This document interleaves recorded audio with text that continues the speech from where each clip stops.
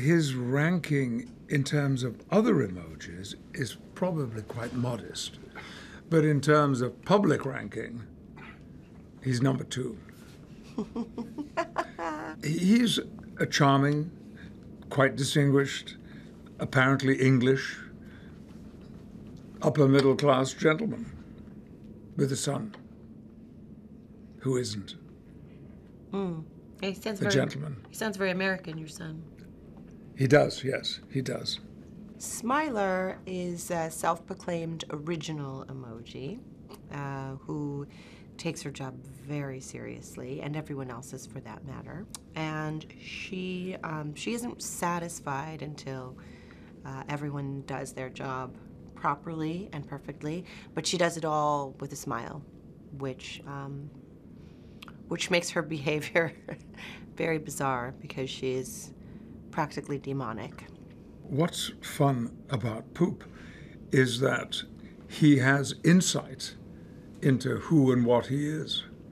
And out of that insight comes a sense of humor, which allows him to use euphemisms about what he represents in a witty way. What was more fun was playing the villain. It's truly delicious to get to be that big and that evil and dark and that sinister, that kind of, those are the meatier, juicier things to play. And that always makes it really fun. And plus it feels so freeing because you think, well, I'm not so bad.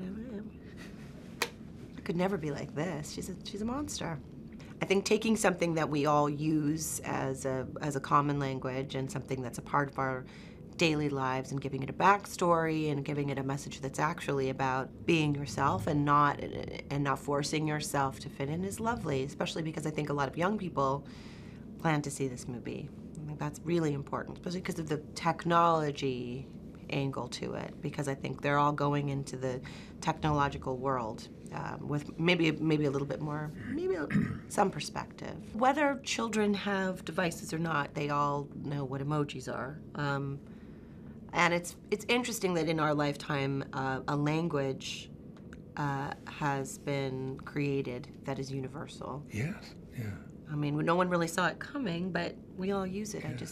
I just experienced a thumbs up and some cool sunglasses about a minute ago, and I can communicate with people that speak a different language. It's pretty fascinating that our kids are growing up with this as a norm. I really enjoy the moment in the film where you get to enter Textopolis and see the fictional daily lives of the emojis and how all of them interact. I think it's fun just to sort of to explore something that we take for granted and use every day.